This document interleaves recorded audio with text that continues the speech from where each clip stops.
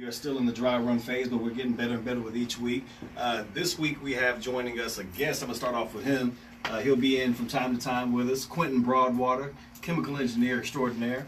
We also have, per usual, Damon Parrish, one of the best criminal defense lawyers that I know, and Rod Singleton, ER physician to the stars, right there, baby. So let's jump on into this. First thing, we're just going to hit it off quick with Roseanne Barr. Hank Aaron style, baby. So Roseanne, she went and did an interview and busted out crying, talking about, this has ruined her life. She didn't mean to say what she said. Well, she didn't mean what we thought she meant by the comments that she made. She talked about Valerie Jarrett, called her, she said that she was a mix between the Muslim Brotherhood and Planet of the Apes. Some harsh words from a comedian. Damn, Rob, real harsh from somebody that looks like that. And I mean, they cut off Roseanne's show. She just got it back. She had one of the highest rated shows coming back. It's been off the air for years. Everybody was excited to have it back. But Roseanne is a well-known Make America Great Again supporter of Donald Trump. And it seems that anybody who's associated with Trump, it's only a matter of time before they expose themselves. before they see their true colors shining through. And a lot of people are saying, well, hey, Roseanne, we already knew you was like this because you were up here making America great again. She's saying, look, I've got black people in my family. This isn't what I meant. I was on Ambien. She's like, she's saying it's no excuse for me, but this is what it was. Right. Should we accept her apology? Absolutely not. You can accept her apology and still not give her what she wants as her show back. Right? You can do that. You can say, okay, we got you. You're sorry. We understand it. We feel it for you. And thank you. And move on. One thing about Trump supporters, they have to understand that Trump can say what he wants to say and suffer no consequences, but everybody else got to be quiet about it. So I absolutely think we should accept her apology. I absolutely think that she got what she deserved. And that's it. My problem with that is that you accept somebody's apology, but when all this came out, she didn't apologize then. She only apologized once action was taken against her. So is it really genuine? Does she really feel like this? Or is this apology, is she speaking out with this apology now to see if she can repair, her losing her show or whatever it is, right? Now she's crying out saying this is going to impact my life. So, but you don't think... Go ahead. AKA Wallet. Let me be devil's advocate. So I hear what you're saying, right? But what if she made the joke, not knowing what the response would be, not understanding that some people would perceive it as being racist, not really intending it to be racist, and then she sees the response that she was not expecting, and then apologizes. Not necessarily that she apologized because she, is only contrite now because she's seen the ramifications of it. There's also the alternative, likelihood that she could be sincerely apologetic. My spirit, my spirit just won't let that yeah. ride. Well, no, my spirit is hurting because I agree with Rod. so that's actually exactly what I was going to say. Like sometimes you apologize because it was ill intended. You know what I'm saying? You didn't have what people thought was going to be the issue. That wasn't what you actually meant to say. This could be. I mean, to be fair to Roseanne, she doesn't have a history of making racist comments. She doesn't. Well, I mean, we can only grade on what we know, and what we know is that she does not have a history of racial animosity. Some might even argue because she has a Jewish background that Jews are less likely to even be racist towards the African American community. You can make all kinds of surmisations on that, but I wouldn't.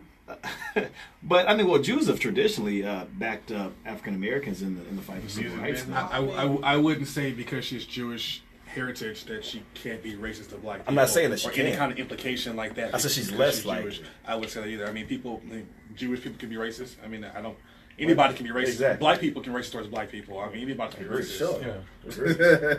Well, at any rate, I think that. Like you said, I agree that we should accept her apology, but there's also a price to be paid.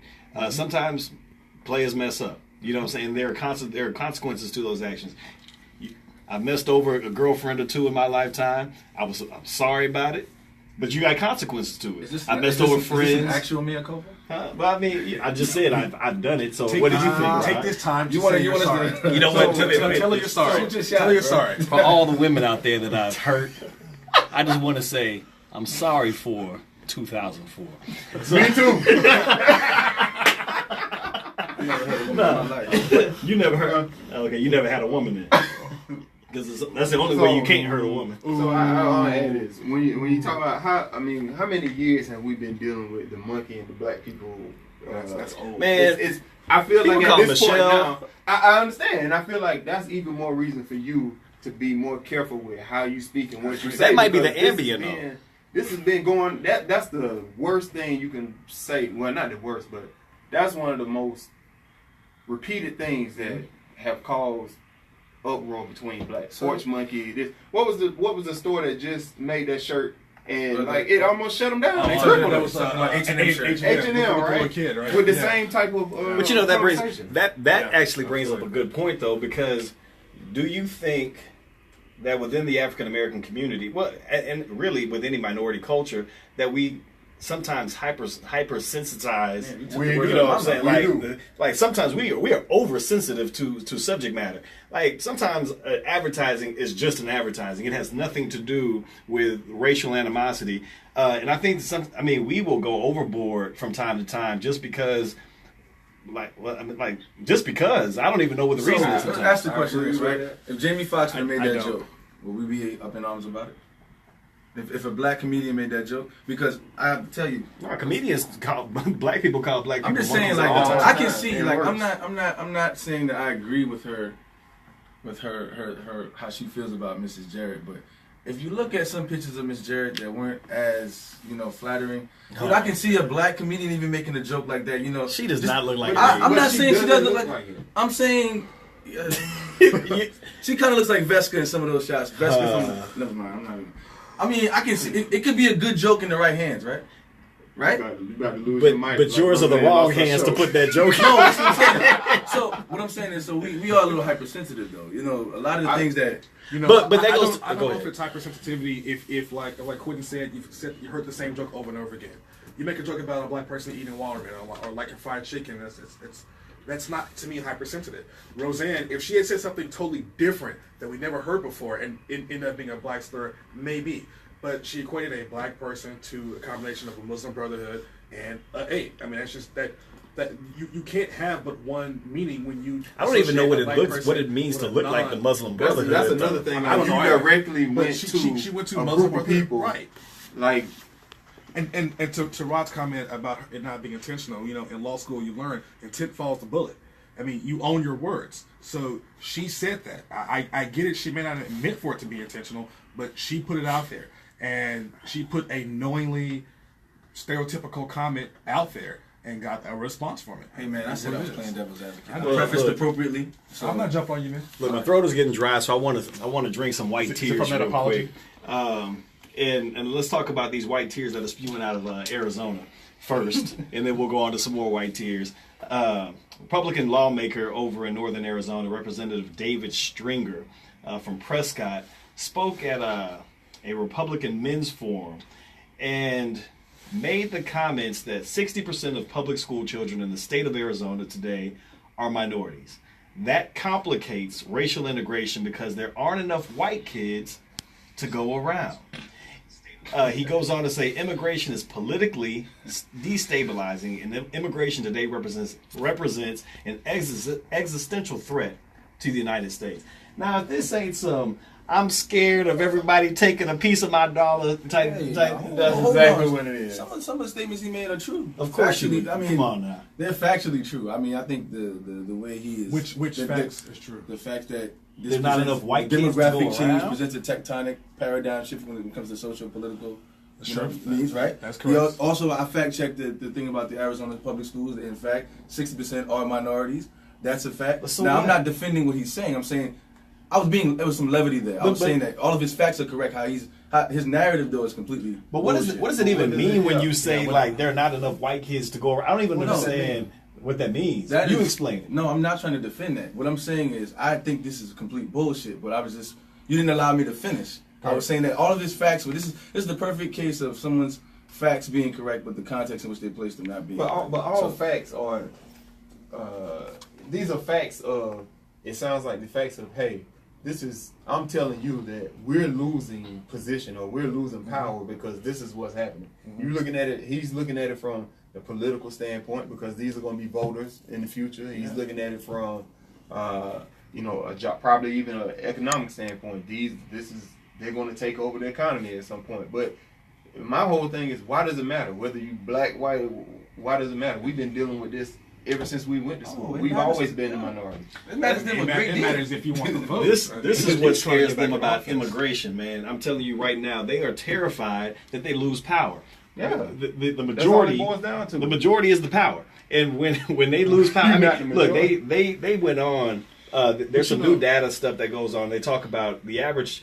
What do they say that they're being overtaken right now?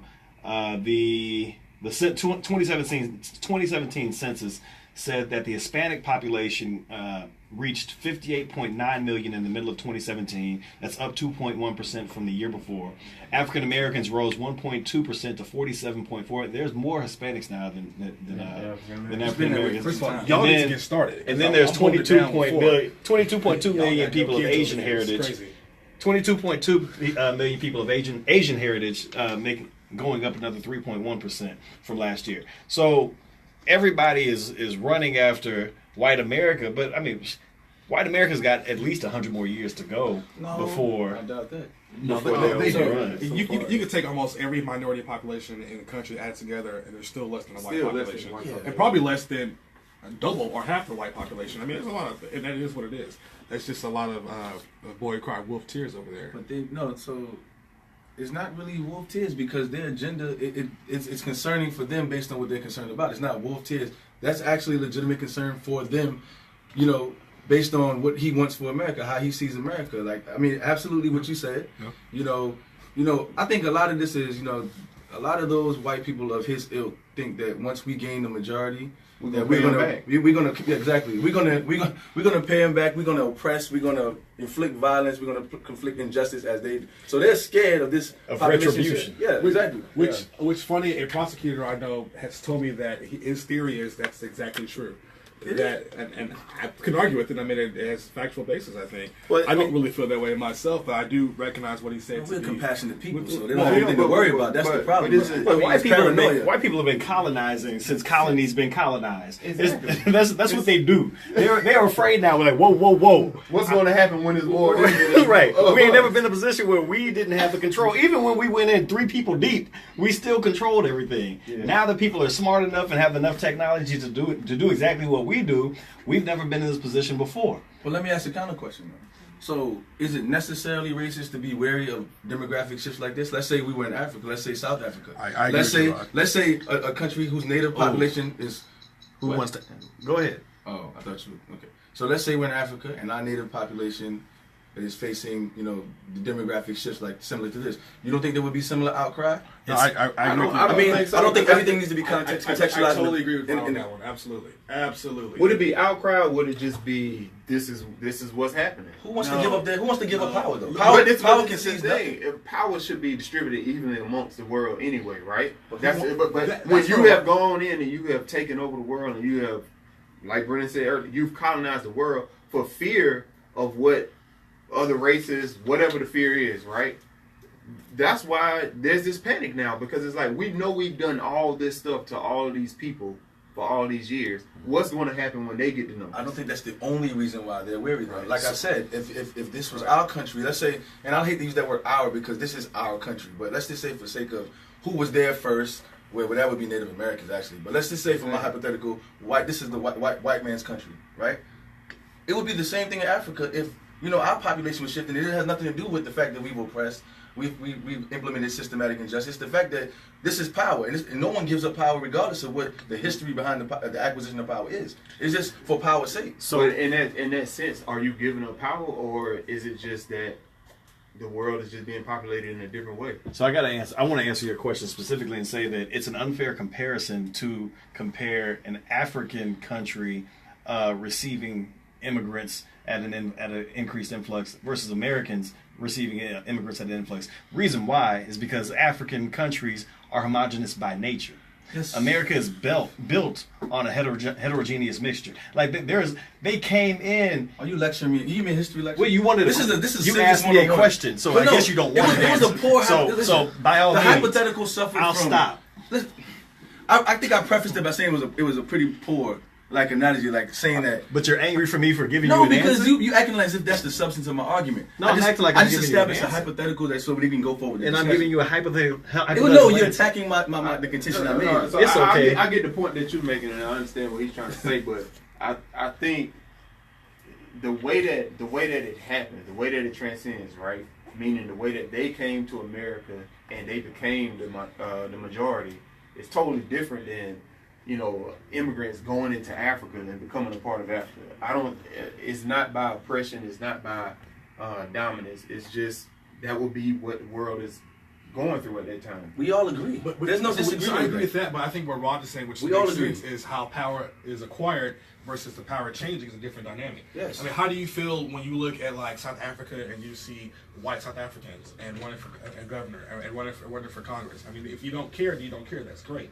But if you feel like, man, they shouldn't be there, or like, man, that's our country, then you have to agree with what Rod is saying. So let me ask you this: all of us at some point we play some sports or doing something. If you're at the court and you're in a black neighborhood or whatever, a black area, and a bunch of white guys come in to play ball, do you feel threatened? Do you feel like, oh God, they're gonna come over here and take over? I think it's kind of like that. I don't think it would be received the same if the shoe was on the other foot. Like when we go to their neighborhoods and their areas, there's like this sense of fear, but we don't feel that when they come into our areas and try to join in what we're doing. That's just not our nature. That's not how things have been done. I don't know if that's true. Well, to be honest with you, I don't know. Well, we'll come back to that. We've talked about this ad nauseum at this point. Some more? I wanted to. Well, you know, Rod is in the mood to want to talk, so I feel like I'm going to give him something to talk about. Rod, so just recently, a 3-year-old from Indiana died of the flu. Her parents never gave her the flu vaccine after hearing that the shot may not be that effective. So now there's, an uproar. There's tears being shed over this. Talk to us about, the seriousness and effectiveness of vaccination. It's all over the board in terms of what people believe. Some people say, look, I don't get vaccinated because it's not really going to do me any good. Other people say, if I get vaccinated, I actually get more sick than if I wasn't vaccinated. Then other people say, look, I live by vaccinations. I've been healthy all my life because of vaccinations. Doc, what say you? First of all, I'm not an expert on infectious disease. All right. However, you got this. Why y'all laughing? So one of the main reasons why I didn't feel this Nas album was because, while I was listening, I think it was track 4, Nas started going on this anti-vax tirade under the guise of being woke, and I just got turned off. But vaccinations have been largely a victim of its own success in contemporary times. If you look at our parents' generation, our grandparents' generation, you had everyone knew someone who was afflicted by polio or tetanus or one of those diseases we have never seen in our lifetime. So, their enthusiasm for being compliant with those vaccinations were different from what we have right now. We don't see those things, so largely we don't see it as big of a problem. I can tell you now, when's the last time you saw someone with polio? The last time you saw a kid with diphtheria? Or you've seen someone suffering from lockjaw. Vaccines themselves have been very successful since their implementation in general. Shit, just the other day I saw a girl with lockjaw. No, listen, let me finish that. With respect to the flu vaccine has had very low efficacy in the past couple of years because, the way in which they create the flu vaccination is a very imperfect method. They go by the most predominant strains that they saw the previous years. That doesn't necessarily mean it's going to cover the strains that we see in the current flu season. So this particular year, I think was only about 40%, effective, but you can fact check that. So in general, anytime you tell me anyone harbors an anti-vaccination sentiment, I'm going to go off on a tangent and I'm going to rail it. So what about the idea that vaccinations cause autism? That's complete bullshit. Is that your opinion or should I no? fact check that also? That's the preponderance of evidence is in favor of that being bullshit. Is that better? But the history behind this, right? I'm guessing some kids got vaccinated and they got autism. No. So what happened was there was a British doctor by the name of Gregory Wakefield. He established this what he deemed to be a causal connection between autism and vaccinations. It was found to be completely made up. He used spurious data.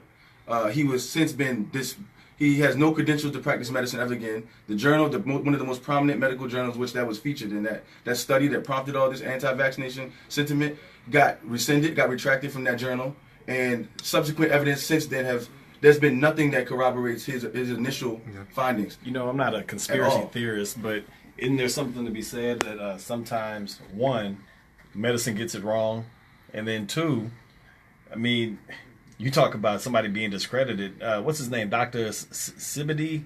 The natural healer. I forget. Dr. Sibidi, whoever he is. He's a homeopathic doctor. So he practices Eastern medicine.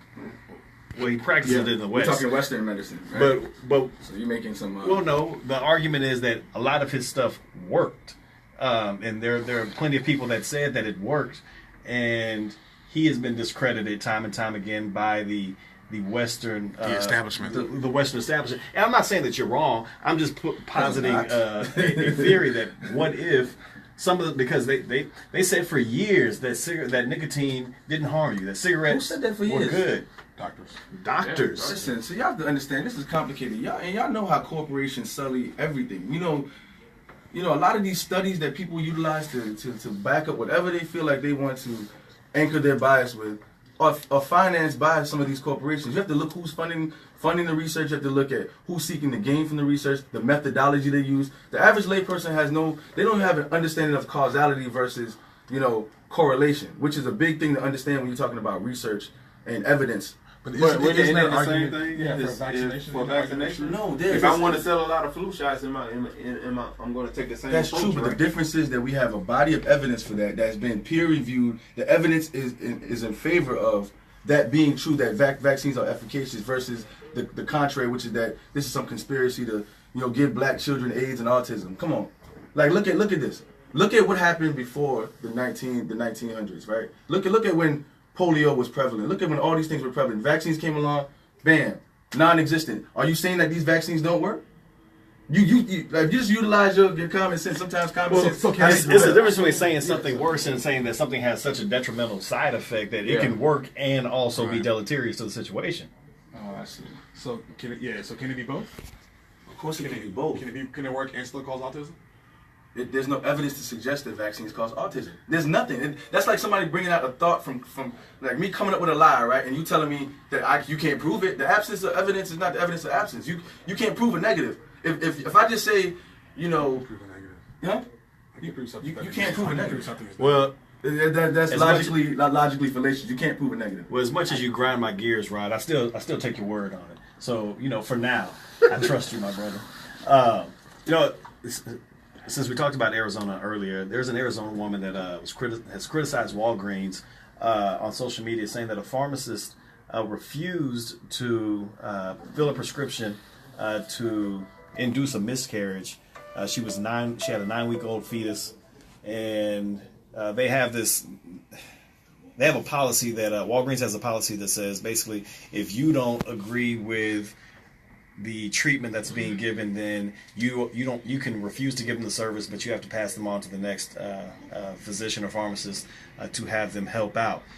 Which kind of goes back to what we talked about. Well, we've talked off camera about the Supreme Court decision with the bakery. They got another decision that just got kicked back to Washington on discriminatory actions, and can corporations be discriminatory based off of their personal ideology. Are we being too liberal? And I know you like to talk about the liberalism and the dangers of liberalism. Are we being too liberal by saying you can't discriminate, or are we doing what we need to be doing by saying, look, you can't impose your values on every individual employee? All right, so I'll take it. I'll say this. I think when it comes to the Baker case, that decision, it was about making a cake. Separate apart from a pharmacist whose job is to help somebody's health. Now, I have no idea why this woman wanted a miscarriage induced. But I think so. it was If it was going to come out blinking an eye, then she might want to miss it. I mean, it was so basically these women had like a impending abortion anyway. This fetus was like deemed not to be viable, and so they were just going to induce an abortion You know, so that was it. Wasn't an elective abortion in the sense that she had a viable fetus and she wanted to, get rid of it. So this was more of a medical impetus for her getting the abortion. So then, to add to my thought with the pharmacist, because you're dealing with health, a doctor prescribes it. I don't think a pharmacist should be able to say no to it. I mean, to me, it's different than baking a cake. It is different than selling clothes. You're dealing with somebody's health. So if a doctor hands you a note that says fill this, and I go to you to fill it, and you can fill it, I respect everybody's religion and their right to free speech, but health takes paramount in this situation, in my opinion. So if you agree to be a pharmacist, you agree to sell drugs. Sell the damn drugs. Okay, fair enough. There are some times when you're in the hospital and, patients want to refuse service from a specific type of doctor based off their ethnic or religious background. Well, and hospitals don't have to actually respect those patients' wishes in that regard. I think that it kind of goes with what you were saying. When you're talking about certain fields of interest, there should be no room for discriminatory action. Absolutely. I mean, I just don't think that. I agree with Damon on that. I mean, when you're talking about the livelihood of a child possibly, and then complications with pregnancy, I think you have to let medical do its job at that point and take your values or your feelings out of the equation. Absolutely. Well, we're going to talk about something. We're going to switch gears for a second and talk about something a little bit more lighthearted. We was talking about children, but we're going to talk about being childish. Childish Gambino. My man, this is America. I mean, he hit over 300 million YouTube shares and views. Popular song, hit #1 on the 100 pop billboards. I mean, he was just honored at the BET Awards. I'll let you talk about the BET Awards a little bit later. Heard it was trash. You say it was good. I like that. It's a difference of opinion. But all of a sudden, you've got cats saying, look, man, this sounds real familiar, Granddad. Like, so familiar that there's a cat over in New York who's an underground rapper named Jace Harley. His stuff called American Pharaoh sounds just like This Is America. You even used the word America, and it was like 2 years ago, 2016, where this happened. And Childish and his camp has come out and said, "Oh, we didn't use it." Jace's response to it has been, it was a very pleasant response. He said something to the effect of, I just feel honored to heard some words that sound so familiar to mine. Wish I could have got some credit for it, but well done, Mr. Gambino, aka Donald Glover. Man, I heard the video. Have y'all heard it? YouTube. I haven't heard the Jace's version or his song or video. When I tell you, listen, I conducted my own experiment. I had 5 people who were very close to me just go listen to it. They hadn't heard about the controversy, and I said, "What do you think about it?" I said, "That sounds awfully similar to Childish Gambino's record," and so that right there for me. Offered a little empirical evidence that, there's some substance to this. There is nothing more American than stealing somebody else's property and saying it's your own. So that's the ultimate of This Is America, the song. Like, the song is stolen. Like, everything about This Is America plays with different levels. Oh, so you're saying that Donald... I mean, he stole a song. Genius. I mean, that's the ultimate of it, if you think about it. So he like, the whole song was about This Is America, and he was being American? He was being America. I mean, that's deep on so many levels. That's like Trump level deep right there. That blew my mind, man. I think that's... That's deep. And also, I think... And then if he doesn't say, I'm sorry... No. What? It says mile alone. Denial. That's American. And then, but on a serious note, if you take This Is America, if you mute the song and watch the video, I think the video was more powerful than the song. Oh yeah, I don't like the song. I think the video propelled the song. I think he can just silence the song, and just have the video, and that video. I don't think he gets 300 million views without the video. Oh, absolutely. I don't even know the words of the song. So he could just just loop the refrain and then have the video. It'd be perfect. That'd be it, right? I don't really care for the song. But it is American and still shit. But if it's true, which it sounds like it does have some real meat to it, I think Donald Glover would be better off by coming out giving the man credit. Hell no. Everybody knows he's a talented guy. He has so much going for him. Why wouldn't you say, hey, you know what? I heard this. But he can't now because his camp is already for the same denied. reason Baby didn't want to pay Lil Wayne and give him a Carter 5. But I don't know the 'Cause legal. life ain't I don't know fair. legally would he still be obliged to pay him. But I mean, at this point in time, absolutely. man, Absolutely. An apology would basically tantamount to saying, you know, an admission that I stole your shit. And Why, it hurts that's why I don't apologize to my wife. Yeah, if I'm it hurts. wrong, unless I'm really wrong. It hurts your reputation. It hurts your bottom line. It hurts your brand. Everything. Because now, you know, especially in the rap game, you're but talking about, now, you're talking about this fraud, because your Childish. camp. But your camp denied it. If before they denied it, if you truly did this, why not just go ahead and give the dude credit up front? This goes back you're a to, big enough artist. You have enough going on. Drake. No. What was the song? The Sly and the Family Stone, or what was it? Celebrate. God, dog. The song that they had like a couple years worth of litigation over. It was the '70s beat. Are you talking about the Marvin Gaye and T.I.? No, you're talking about Margaret, not T.I. Robin Margaret and Thicke? Robert Thicke. Yes. Sly, you put me up to that. Well, you know, obviously I didn't know what it was, so you could have helped the brother out. You said Sly, man. I was looking for a Sly song. Thank you, my brother. Quentin, you're a stand-up guy.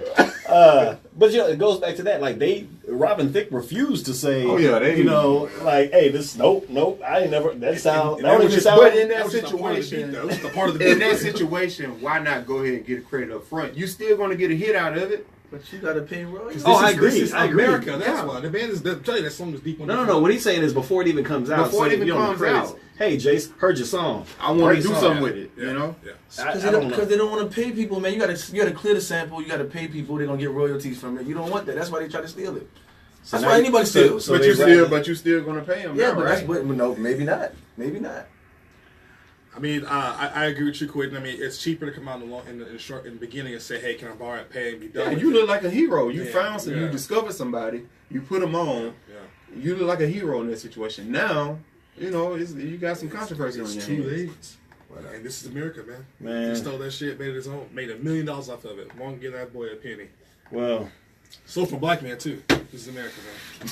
That's even deeper. He is with a white woman, so you know, not that wrong. oh man, so we got a problem with. I don't blame him on that because Donald Glover. Is All a I'm weird gonna say cat. is, all weird cat. all the cats that go outside their race, we having problems with them right now. Who's the other?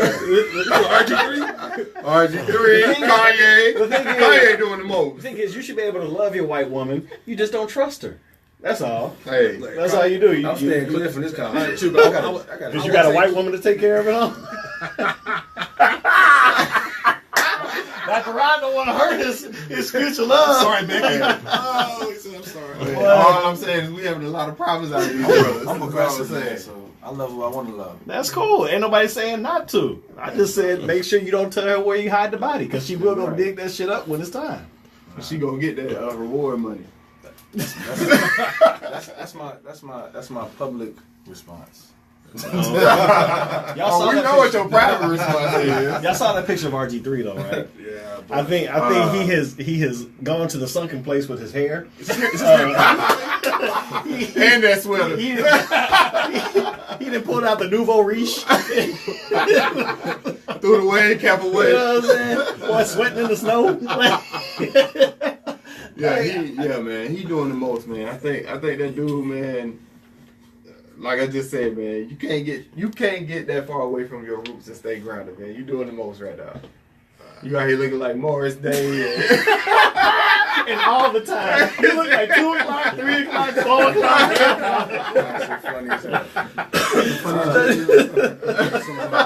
But you know what? It's something to be said though. Like Jesse Williams, you know, black girl magic and black people are magic. Black girls was all in love with him when he was with his black wife. Yeah. Soon as this boy got him a little taste of that vanilla sweet thing, The worst thing ever.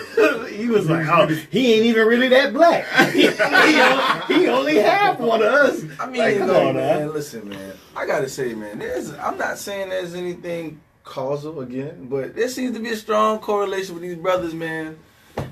In entertainment. That's Y'all all should- I'm saying. I I'm not mean- saying I disagree with. Hey, interracial relationships. Oh, hey, yeah. do you? I don't have an issue with it. Listen, but man. at the end of the day, no matter who you with, man, you gotta maintain your root, man. You have to incorporate it, man. You can't just let somebody else come in and drive all their culture and everything on you.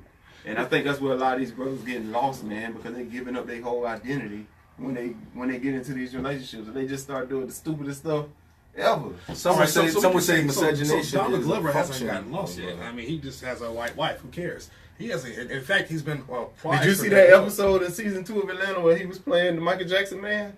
And he lost. He on his way. I mean, that's a character. That's a character. And then, so you have Kanye West. I mean, yeah, Kanye he's but Kim isn't white though. But Kim, and also Kim, I don't like her as a personality, but some of the shit she's done, I'm all for. What, like the booty? I like the booty. But she stood by her man. First of all, I thought in the face of amazing controversy. Well, she stood by all her men until she found a better man. Exactly. That could be the case. But she stood by this one. supposed to do, right? In general. No, that's not what you. Until you find a better man. You're supposed to stay with your man through all his struggles. Maybe that's why marriage ain't saying. But look, I like the free market concept of love. Look, man, but to what you said though. Just to find that. What you said though. Perhaps, right? Perhaps it's the fact that some of these guys who didn't know themselves beforehand, you know, the miscegenation or interracial marriage is a symptom of them not knowing themselves. Not like, oh, they having all these problems because they're with the white woman. I think a lot of these guys, they had like some complexes before they married a white woman. And it could be. It could be. But at the same time, you might have had these complexes, but you also had your roots. You also were raised by people that passed values and culture on to you, and it just seems like some of the things that they do is like you done lost all of that. Man, but I'm gonna defend. How do you know? I mean, really, we're talking about Kanye West of late and not of prior, and I guess who else?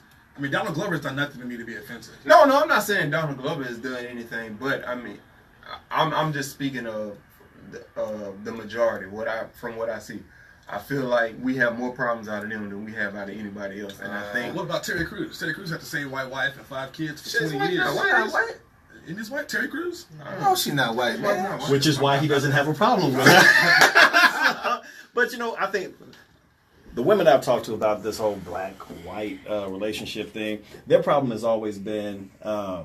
not that black men necessarily are being with white women, but it's twofold. One, that they wait until they're successful, and then all of a sudden, white equals success. Oh, so we're really delving into this. And then two, I mean, this is what we do. I thought this was an aside. That's why I kept I just want to go on the record to say I have not a racial bone about it. I don't have an issue with white people. And then the other thing is that when black for the women, when black men go get white women, they say that they have a problem with the degradation of black women as they get it. You know what I'm saying? They degrade black women, say, well, you know, black women are they got these attitudes. They necks go from side to side, all that kind of stuff, which is all true, but we still it is true. But we still but it takes a black man of fortitude to be able to handle a black woman, in my opinion. Listen, man, you gotta be made of iron, man. Since we are delving into this, I agree with what you said, right?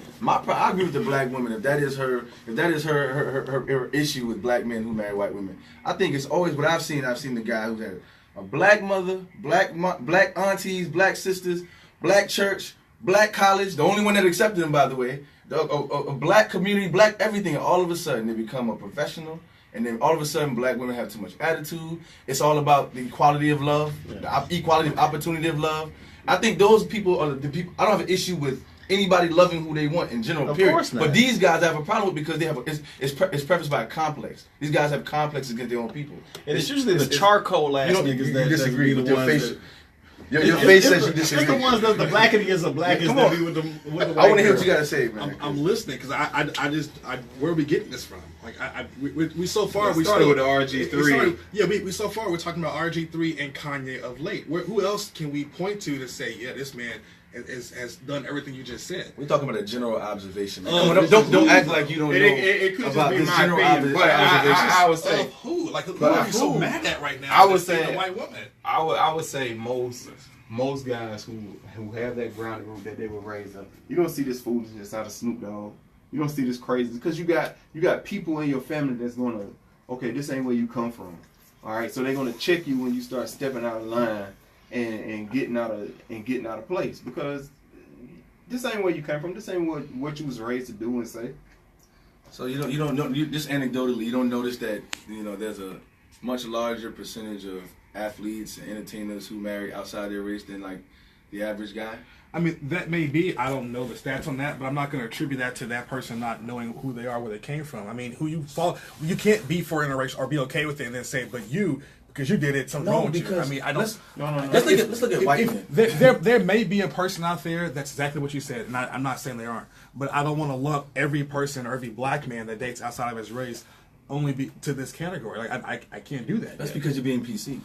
Let me tell you why you're being PC. Because listen to this.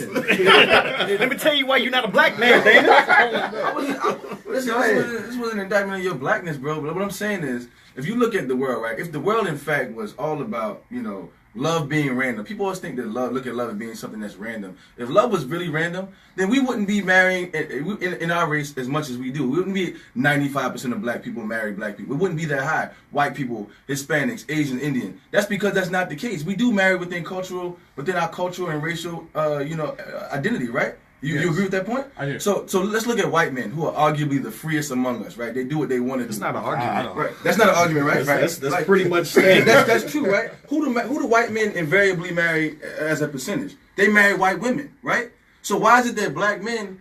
You see where I'm going with this? Kind of, no, not really. No. So if you think that love is random, right? Why are they not just randomly falling in the arms of black women here, a Puerto Rican here, an Indian here, Hispanic there? Why are they themselves marrying the preponderance of white women? I think love is also connected to you. But white men, there's a volitional element to love. You marry love is like a mixture of a whole bunch of things. Right? Look, love is blind. Cultural. It'll take over your mind. It's all these things that you need to elevate your mind, right? And if I grew up love is kind, has no envy, fried catfish and hot sauce all my life, I'm probably gonna fall in love with somebody who can fix it up. And that's really my biggest thing about dating a white girl. I have no problem with dating a white girl, but are you gonna laugh at the jokes that I find funny? Because if I'm kikiing and conking and you sitting there like, well, what's that about? We ain't gonna make it. Get away! Get me behind me, say she does. If she's slapping her knee also, and the funny thing of that, she's probably gonna feel the same way about things that when she's gonna look at you, right? When you pouring all the salt, picking that ham hock out she gonna look at you like you crazy. You gonna eat that? Eat that shit, man. That's not black. Come on now. Now you gonna hate on our roots. I ain't never eat no pig feet, no ham hock, none of that shit. All that bullshit. That means you can't have you a hood girl from Third Ward. Exactly. So your girl needs to come from the suburbs of Pearland, Pearlandia. When the last time you ate a bowl of chitlins and some ham hocks? Tell me that, sir. Well, first of all, thank you. Thank you. I pronounce it chitterling. Okay. Put an oven in black, folks. Smoke turkey necks. How about that? Actually, that's what I prefer. Yeah, that's a smoke turkey necks. My homeboy got shot right down the street. It's good shit. You said he got shot right down. Shot. You could have gone either way with that sentence. Could have gone either way. All right, so maybe we need to. Maybe that's a whole nother show about the relationship thing. Yeah, well, then I'm gonna go into my diatribe about how we don't have the luxury to really do it like how we do it. But that's another topic. Yeah. So the names Malik and Miles. What do those sound like to you? Brothers that I grew up with. Well, you are correct. They are brothers. And on this show, we like to highlight the achievements of the black community as they come. We call that black magic. Malik and Miles George have both been named valedictorians at Woodbridge High School in northern New Jersey. These twins, they had to choose between scholarships at 5 schools, including Harvard, MIT, and a couple of others. We want to say hats off and we salute you, Malik and Miles George, for the black excellence that you have shown coming out of high school, going into college. It's all about making sure that we uplift those in our community. Hats off to you. Good sirs, you are what we call black magic. I don't know how much, we probably only have like a minute or two left, but man, we're going to get into this in another show, but I want to touch on it maybe for 30 seconds. Black people, college, trade schools. For so long, we've been told that college was what we had to do. We see a shift now to vocational jobs being what we're told, well, college isn't for everybody. Maybe we should move into these vocational jobs. do you think that college should still be the standard for us, or has the definition of adult success changed, where college is no longer the requirement that we should hold as the benchmark? So I will say this: this is not a new debate. This is the same debate between W.E. Du Bois and Booker T. Washington, where W.E. Du Bois said black people post-slavery, post-emancipation should go to college, and Booker T. say, hey, get tradesmen, get trade jobs, and build yourself up, and eventually get to where you want to go. The arguments being that maybe we weren't ready for college, and maybe now once you get your trade, you can get your family, get your foundation, and your next generation can propel forth what you want right now. Personally, I say, do whichever one you want to go with. Just don't limit me. Don't tell me I have to go to trade school because I don't want to be a tradesman, and don't tell me I have to go to college because everybody's built for college. We need to teach everybody to make their own decision.